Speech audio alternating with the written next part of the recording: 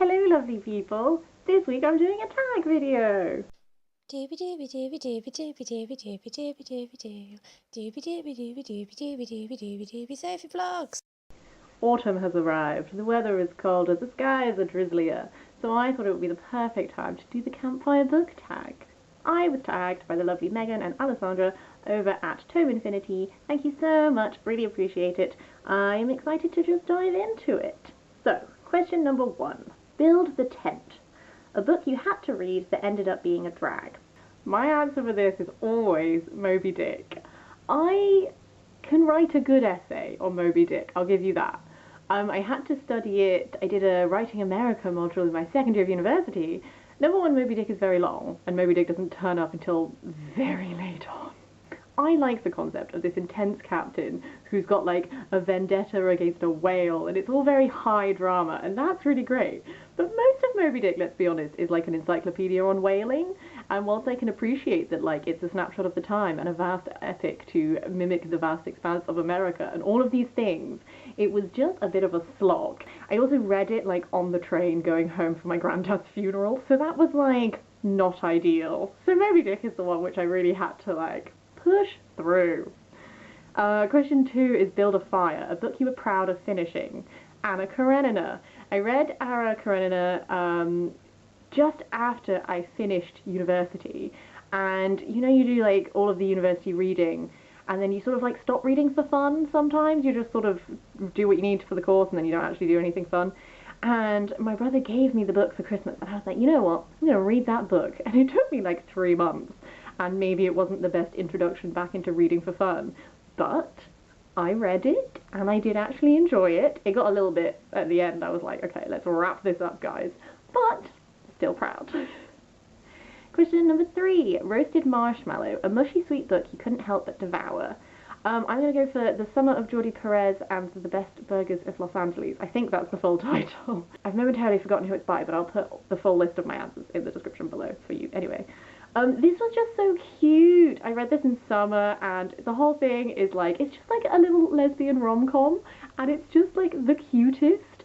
And you know, like sometimes it's very healing to have, you know, insert X type of media, but they're like lesbians or bisexual or queer or whatever. Like as a little bisexual babe, I just sometimes having little pieces of frippery that are like same-sex attraction, it's just like, hello. The main setup of that book is our main character is in high school. She gets this like little internship at this like cute little boutique shop, and it usually leads to a job, but then she finds out that this year they've taken on someone else as well, and it's like, are they competing for the job, but also she might start to fall for her co-worker, and it's just like very tropey, very rom-com-y, and I just, oh, it was a real sweetie.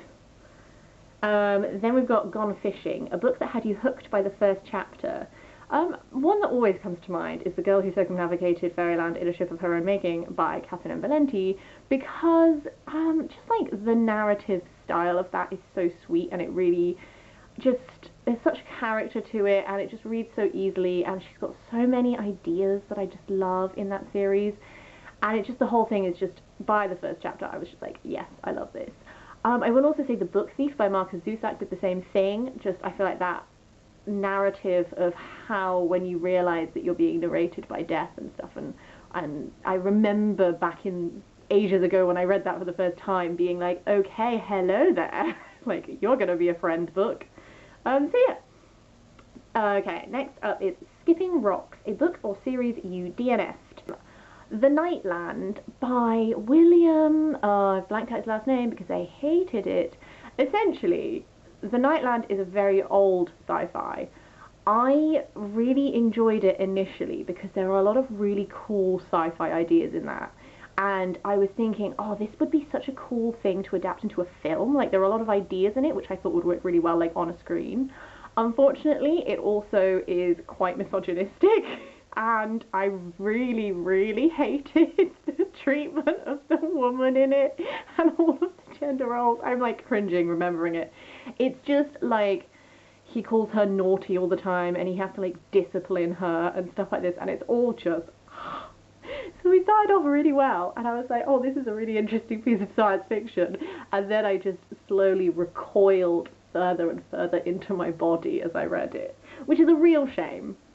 but I just can't, I can't get past that, so I ended up not finishing it, and I just sort of like finished the plot summary. Actually, no, I did finish it. I skimmed that shit. God, should have DNF'd it, so. Next question is Campfire Songs, a book so good you were always singing its praises. Aristotle and Dante discover the secrets of the universe, because that ending made me sob in my kitchen when I finished it, because it felt so cathartic and I connected to it in like such an emotional level, despite the fact that my life experiences are very different to the life experiences in that book. I just think that book is fabulous. And also, I feel like a new one is Circe. I feel like I keep recommending Circe by Madeline Miller to people. I don't know if I've posted my Circe thoughts yet. If I have, there'll be a link below. If I haven't, they'll be on the horizon. There's a lot of like gushing about the Odyssey and its relation to Circe and like female characters and stuff like this. So like I got really into that book. Okay, penultimate question. The Night Sky, a book that made you think deeply about an aspect of the world. I'm going to go with Eat Up by Ruby Tando, because it really made me think more about food and relationships to food. There are like obvious things which I think you can assume food has a relationship with, so like, but then there were other things which I'd never really thought about before. So she covers, like, obvious things are like class and relationships to food, like, you know, what food can you afford, blah blah blah. But then there's also stuff to do with like sexuality and food, mental health and food, all of these big topics and how they could interplay with food, and removing judgments from these and examining the ways that we look at these things, and all stuff like this. Like, it just made me really reconsider my attitude towards food and stuff, and think about how that could be different for other people. I'm labouring the point slightly, but that is the book. And finally, The Teardown, a book that's ending was bittersweet.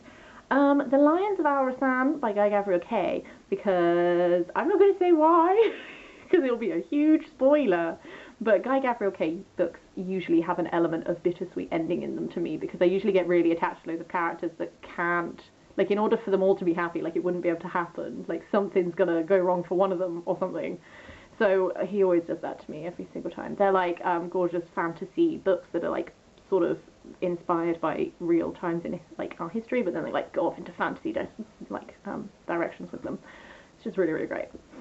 As for tagging people, I didn't think about this in advance. Crap.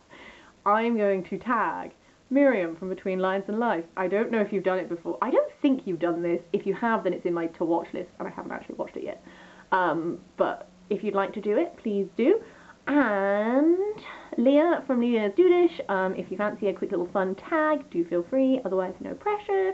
I'm going to leave it there because I didn't do this bit in advance. I was panicking and the camera's dying, so I'm just going to call this an end. Wish you a very, very lovely day, and I will see you next week for something different.